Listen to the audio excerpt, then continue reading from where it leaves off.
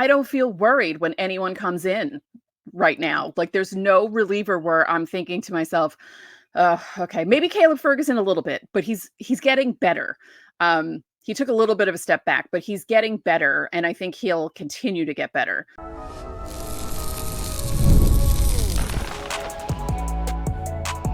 You are Locked On Yankees, your daily New York Yankees podcast. Part of the Locked On Podcast Network, your team every day. Welcome to Locked On Yankees, which is part of the Locked On Podcast Network, your team every day. Thank you for making us your first listen every day. I'm Stacey Gotsoulias. This episode is brought to you by Prize Picks, the easiest and most exciting way to play daily fantasy sports. Go to prizepicks.com/lockedon and use code all lowercase LOCKEDONMLB for a first deposit match up to $100. With me, as always, is my co-host, Brian McKeon. Brian, it's the off day while we're recording it, but when the show goes up, the Yankees are getting ready to face the Astros. Get another sweep. Just get another sweep. Beat them down. No mercy. By the way, Betty sent a text in subtext and said that she didn't think she would meet someone other than her sister who disliked the Astros as much as you. Mm-hmm. I really dislike them a lot. Them and the New York Islanders. Before we get started, don't forget to subscribe to the podcast on whichever podcasting platform you prefer, and subscribe to our channel on YouTube. Like the video, hit the bell so you're notified when our videos go live or when they premiere. And by the way, we may be going live soon. Woo, there's a spoiler. Coming up on today's show, we briefly preview that upcoming series against the Astros. A diary post came out with Babe Ruth's, or a journal entry with Babe Ruth's diet, which I looked through it. It's a lot. But first, let's discuss how great the Yankees bullpen has been so far in 2024. Yeah, so Stace, I wanted to really dive in a little deeper from the conversation we had yesterday because it revolved a lot more around the series that they had, the great Detroit series that they won 3-0. But I want to really dive into how good the bullpen's been because I think this has been Brian Cashman's sort of forte over the last few years. He can't find starting pitching, but he can really, really make a bullpen. And first off, they're leading baseball with a 2.37 ERA, which is insanely low for a bullpen because usually you've got one or two guys that are like your throw-in guys that drag the ERA a little further up. They don't have that. That doesn't exist on this team. They're second in baseball to lowest batting average to holding opponents to 191.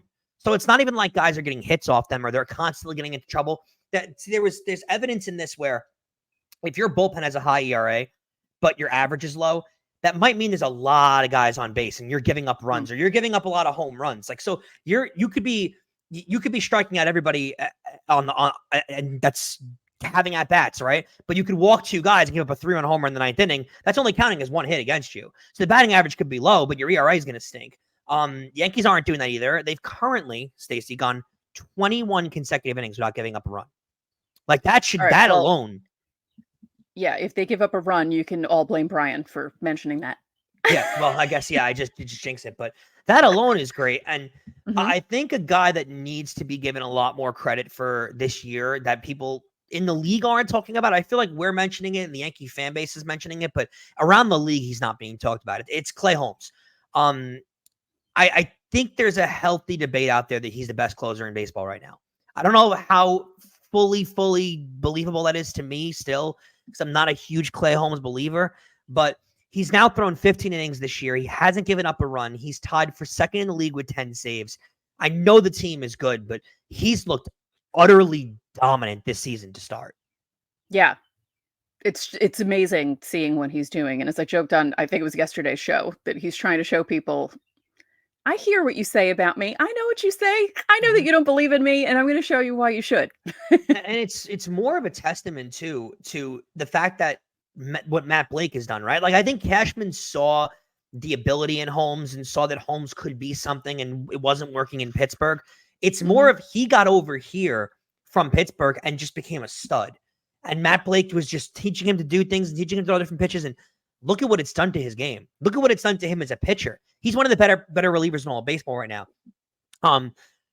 We're still early on in the season, so I want to give this a little bit of credence and throw a little bit of hot water on it, but a cold water on it. But let's mention too, There's not a single reliever in their entire bullpen with an ERA over 5. The only guy with an ERA over 4 is Caleb Ferguson. It's 4.15. So it's not even like he's close to 5. Right. Talk to that, Stacey. I mean, we'll get into a little more nerdy stats in the next thing that I want to mention. But talk to that about having all guys in consistent roles. And I don't think, as a Yankee fan, you need to be nervous about who comes in certain spots, right?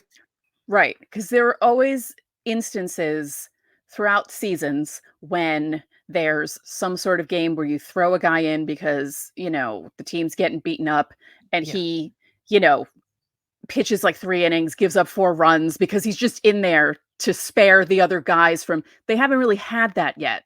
No. Really, No. It's either they're getting shut out, they're getting shut out, but they're also holding the other team to like 2 runs, so it's not that bad. And there hasn't been a situation like that. It's just amazing, these guys who are stepping into their roles. I don't feel worried when anyone comes in right now. Like, there's no reliever where I'm thinking to myself, okay, maybe Caleb Ferguson a little bit, but he's getting better. He took a little bit of a step back, but he's getting better, and I think he'll continue to get better. But for the most part, I don't feel uncomfortable with anyone really coming into the game. They don't have a true innings eater, and they haven't needed one. So it's really been, because that's the point too. The offense can score at will. We've seen that at times. Now they can get shut out at any game also, but they can score at will. And when you have a bullpen that keeps you in games, they don't have that guy that they throw in the 5th inning, gives up 4 runs, and they're out of the game by the 7th. They don't have that guy. They stay in every single game they play, and it gives the team a lot of confidence. They can come back at any moment too. Well, think about Friday's game, right? Yeah. How that game unfolded. It took until the 9th, and they kept it at 2 runs. They kept it at 2 runs.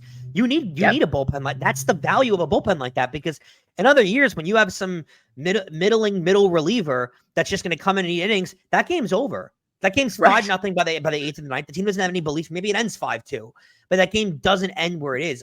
Some nerdier stats. They're top 5 in WHIP, which is also great, and they're first in BABIP, which is batting average on balls in play. I know a lot of older baseball fans are not going to appreciate those stats and not going to really understand them and understand why we have them. But I think it is valuable, right? They're batting average on balls that are in play. So they're not giving up home runs, right? They're not giving up a lot of doubles. They're not giving up a lot of triples. I don't know why there's a bubble there. I didn't even know we could do that. But it's an Apple thing. It's an Apple thing. I didn't even know it was possible. You do a thumbs up, you get a thumbs up. If you do this, you might get balloons. There you go. I like it. There's your balloons. Happy birthday. To me, those are valuable stats. And top 5 in WHIP is walks and hits per innings pitched. So they're top 5 of that. They're not letting guys on base. So there's not even a lot of potential for big innings to happen. There, you know how you can get a big innings that can happen? You walk a guy and then someone throws a ball away and then he gets to third and then a home run is hit. They don't have the potential there because no one gets on base against this team. And to be mentioned too, they've done this without Johnny Lasagna. They're going to lose him for the whole year, right? They haven't had Tommy Kahnle make an appearance yet. And they haven't had Nick Birdie, who's currently in a rehab assignment and is one of the better relievers in all of baseball. So think about that notion of you're missing 2 really solid relievers and you're going to have room to make a deal deadline. Barring injury, how could this bullpen get any worse? Really? Right. It's the strength of the team. And that's saying something with a lineup with Juan Soto and Aaron Judge in it. Right. It makes me think of the Dynasty team because that team had a strong bullpen. You had good pitchers too. You had good starting pitchers in the rotation. But just in case one of those guys got bombed, you would feel confident that the bullpen could keep everything at bay and then the offense would come back and win a game.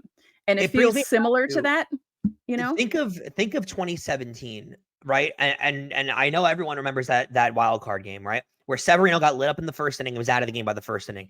And yes, they got through that. Yes, they won that game. Ideally, I don't think it was what Girardi wanted to do in that spot because he had to stretch out all of his relievers. You remember Chad Green went 4 innings in that game and they had to stretch everybody out. And yes, they won the next series against Cleveland. The whole point is, though, when you stretch your relievers out like that, you're not feeling a lot of confidence going forward because those playoff games are tight and compact. If you're stretching relievers out and giving a lot of innings, Chad Green wasn't available that next game. You stretch out and you don't get those guys available. Whereas When you have a bullpen like this, if they had a God forbid, a Garrett Cole start where he got lit up in the first inning, which doesn't happen very often, but if it did, you would be able to survive that because you have so many options that can go inning after inning after inning. They're the scariest team in a bullpen game that you can imagine. Yeah. Luke Weaver's been a revelation. Oh, yeah. I expected him. I was thinking he would be, I don't know what I expected him to be. Maybe like the fifth starter, right? Because I thought it was between him, Keel, and who was the third one? Maybe Beater, or I think Beater.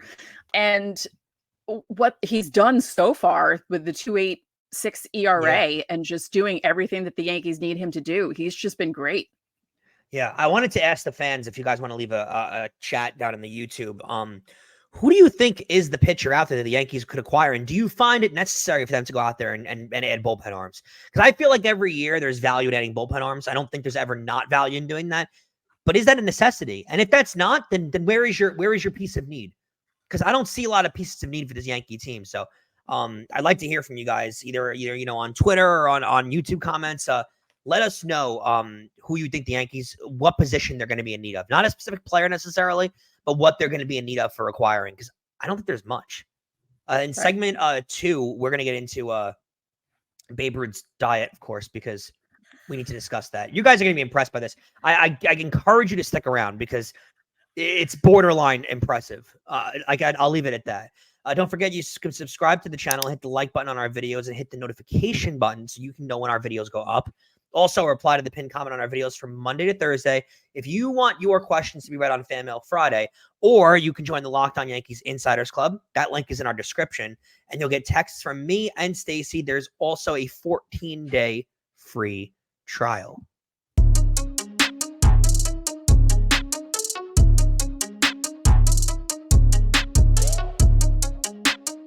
We're a month into baseball season, so don't miss your chance to add your favorite players from the diamond in your Prize Picks entries. Whether it's strikeouts, RBIs, or first inning runs, take your pick of more or less and add them to your Prize Picks entry today. Get in on the playoff action and win up to 100 times your money on Prize Picks as you and the world's best players take the game to a new level during basketball's postseason. Prize Picks is something for every sports fan, from baseball and basketball to League of Legends and everything in between. You could pick Jalen Brunson, Shohei Ohtani, Connor McDavid, Artemi Panarin, and June Bellingham all in the same entry. Prize Picks is the best way to get action on sports in more than 30 states across the country, including California, Texas, and Georgia. Testing my skills on Prize Picks this baseball season is the most exciting way to play daily fantasy sports. If you have the skills, you can turn $10 into $100 with just a few taps. Quick withdrawals, easy gameplay, and an enormous selection of players and stat types are what make Prize Picks the #1 daily fantasy sports app. Download the app today and use code LOCKEDONMLB for a first deposit match of up to $100. That's one word, code LOCKEDONMLB for a $100 first deposit match. And Locked On Yankees is brought to you by Monopoly Go, the hit new mobile game that is a take on the old classic Monopoly, but it's on your phone. Now, I'm going to show you on YouTube, but this is some of what you do. You play the regular board, and then you build landmarks in your city of choice. You go through levels, and you win money. You knock down other people's landmarks in their cities and you try and beat them to the money. It's really a lot of fun. It's really a lot of fun. It's very competitive, and I found myself playing it over the weekend for 3 hours straight. I'm obsessed with it. It's so much fun. But you can explore the boards, all different cities, Las Vegas, Amsterdam, Paris. You can charge rent on your properties, just like Monopoly. You can charge your friends rent if you want to. You pull off bank heists to get the money. And my favorite part is the leaderboard, because that's where you see who's a Monopoly tycoon and who's bankrupt.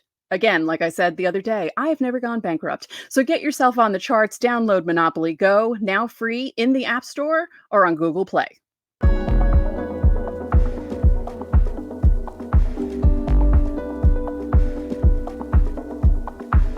Welcome back to Locked On Yankees. Locked On Sports Today is a free 24/7 sports streaming channel programmed for you every day to bring you the biggest stories without all the noise.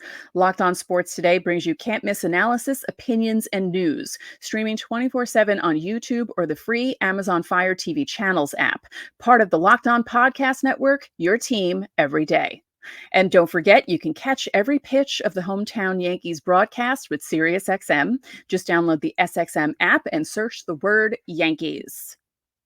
One thing I have to do before we get into this, one thing I have to do. Let's open the curtain just for a second. When I tell you about the SXM app, I have it in the rundown. Don't forget you can catch in bold letters, because one night when I was doing the show by myself before Brian joined me, I said you can watch every pitch of the Yankees hometown broadcast. You can't watch anything on SiriusXM. So I have it all in caps. Really good point. Really good point. Yeah. I realized it when I was editing that night. I was like, oh, I said watch. Oops. Full disclosure, we're doing this show a little earlier tonight than usual because Yankees are on an off day, so why not? So we do it a little earlier, and I haven't eaten dinner yet. So this segment's going to make me very hungry, but not quite as hungry as the great Bambino. I don't know if you read through this menu yet. This is a diary entry. Apparently, they found Babe Ruth's, one of his wives, diary, old journal. And she kept in one of the pages a list of things that he ate in a day. And I'm flabbergasted. I can't believe what I'm reading. I think it's the most crazy thing.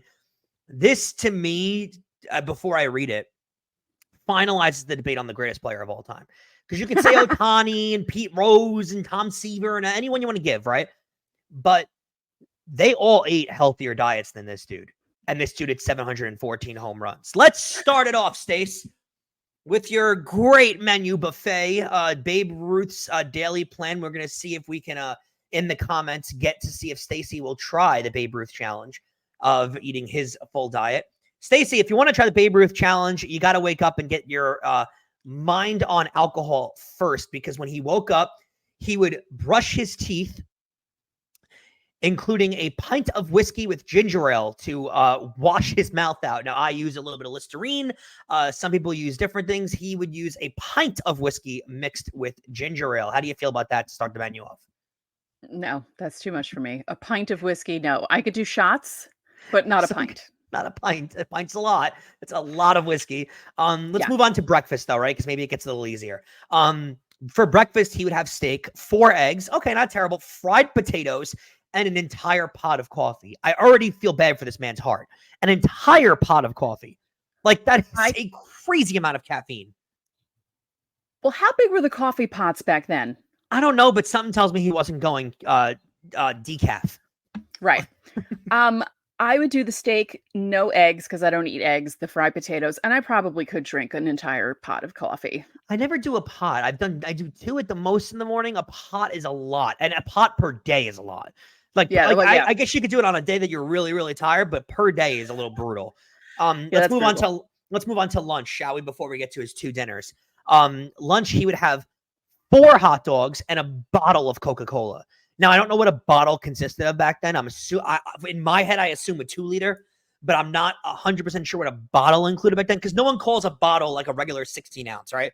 I don't know if they had 2 liters back then, because those were glass bottles. I don't know. I can't imagine it, but can you imagine it was 1 glass bottle of Coke? There's no way it was that little. Was this the Coke that still had the Coke in it, or was it after that was taken out? It probably was. I'm pretty sure back in the 1920s, it was still with legalized Coke in it. Let's move to dinner, shall we? Because this is a bigger dinner than any of us have. Babe Ruth would have 2 dinners because, you get hungry later on in the night. I get it. They both consisted of the same meal, though. So he was a kind of a boring guy when it came to his culinary critique. Same dinner, 2 dinners, though. 2 porterhouse steaks. That's per dinner, by the way, not including both. That's per dinner. Oh, that's not both of them together. No. This is per dinner. 2 porterhouse steaks, 2 heads of lettuce drenched in blue cheese, 2 plates of college fried potatoes, and 2 apple pies. Then you'd move on to dinner number 2. So you're doubling all of this in one night. Okay, that's insane. No, that's insane. In between dinners, though, the problem is, Stacey, that it wasn't just like dinner followed by dinner. It was dinner, a few hours go by, I guess you smoke a few cigars, and then second dinner comes. In between both dinners, though, I'm assuming it was after a game, right? So, like, they have first dinner. He'd probably have breakfast when he woke up, along with his pint of whiskey. Go to the stadium, because they all played afternoon games back then. There were no lights in the stadiums. He went to the stadium. He played the game. He ate lunch before he went on the field.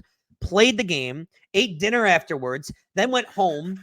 He had his hold me over snack between dinner 1 and dinner 2, which consisted of 4 hot dogs and 4 bottles of Coke, I guess, to keep yourself up a little bit.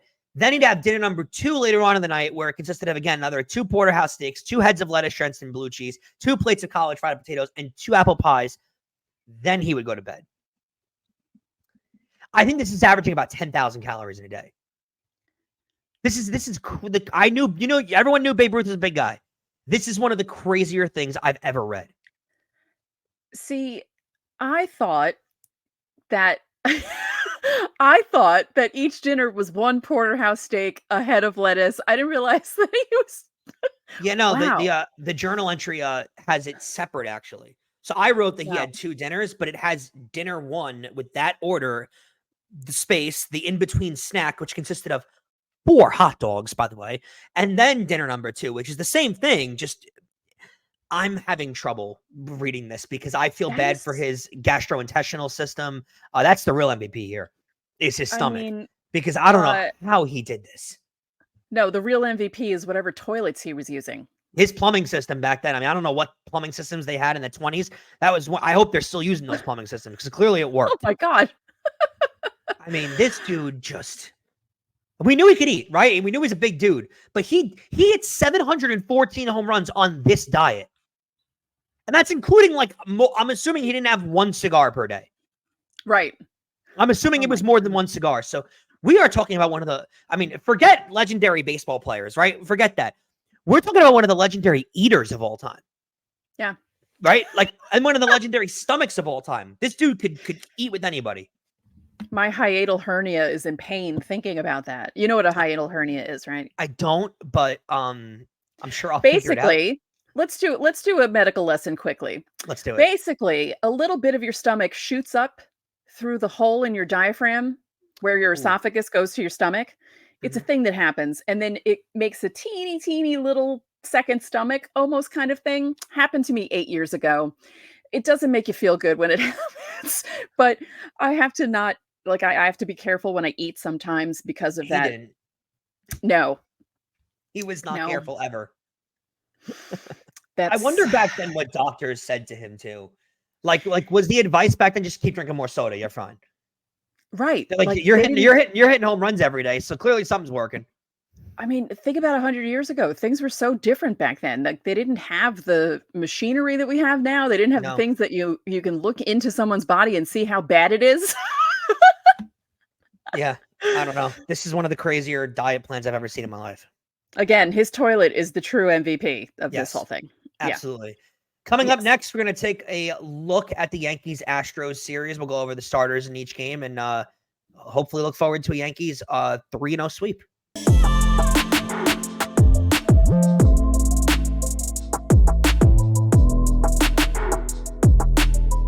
What's up, Locked On Yankees fans? Mother's Day is right around the corner, and if you're still scratching your head, I will forget to the woman that means everything to you. Fret not, DoorDash is here to save the day. I know I'm going to be getting my mother and my grandmother some flowers for Mother's Day before we take them out to a brunch we're doing this year.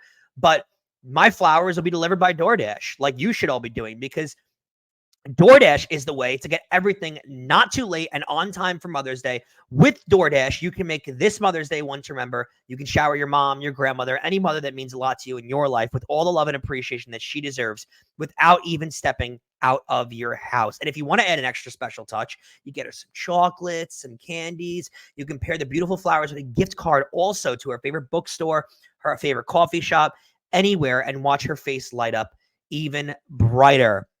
Now, remember, everyone, that you can use code Locked On MLB. I got a special offer for you. You get 50% off your next order of $15 or more. Think about how easy it's going to be to spend $15 on your mom for Mother's Day. Cut that in half, though. 50% off when you spend $15 or more on flowers, convenience, groceries, or retail. That's only on DoorDash. That's code Locked On MLB. Order now and make this Mother's Day one for the books. DoorDash, delivering joy one doorstep at a time. Terms apply.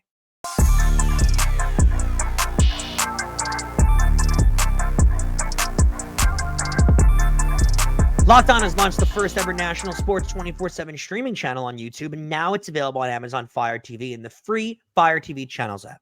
Locked On Sports Today is here for you 24/7, covering the top sports stories of the day with the local experts of Locked On, plus our national shows covering every league. Find Locked On Sports Today now available on the free Fire TV channels app, and remember that you can catch every pitch of the Yankees hometown broadcast with SiriusXM. You just got to download the SXM app and search the word Yankees. Stacey, 3 games in the Bronx at the stadium against the Houston Astros coming up later tonight. We have Houston, by the way, coming in 12-22. Feels good to say, right? Feels good, right? I like it. I could go for 0-34, but 12-22 has a nice ring to it. 12-25 has a better ring to it. Yeah, it's shocking. It is shocking. I mean, I don't think anyone expected them to start off this terribly. No, but they better pick it up real quick. Yeah. Oh, great.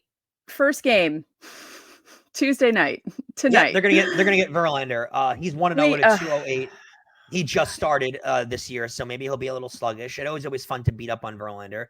He'll go up against Luis Gil, 2-1, 3-1-9. I will say this: Luis Gil never gets favorable matchups. He's always going up against the other team's ace. He got Corbin Burns last time against the Orioles.